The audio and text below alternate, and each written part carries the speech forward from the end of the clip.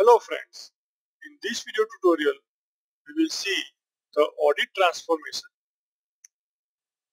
We are going to continue from our last example on aggregate transformation. So we can see the three components which were there since our last aggregate transformation example. Now over here let us add one more transformation, that is audit transformation. Let us add it. Now let us provide the output from aggregate transformation as input to the audit transformation. Let us delete the flat file destination. Now there are 4 rows which are output from the aggregate transformation. Let us configure the audit transformation.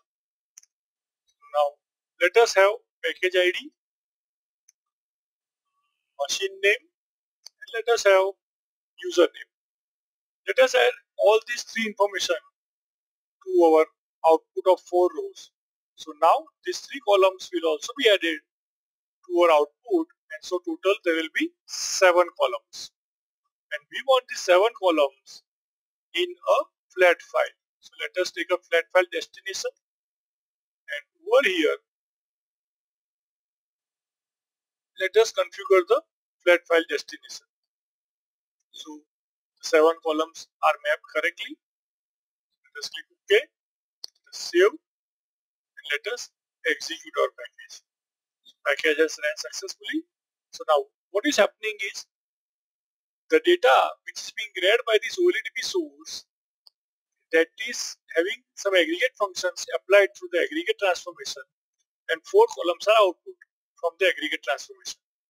Now the audit transformation works on those 4 columns data and adds 3 more columns that we have seen, that is these 3 columns are added to the output by the audit transformation, and hence in the flat file there will be total 7 columns. So let us go and see our flat file.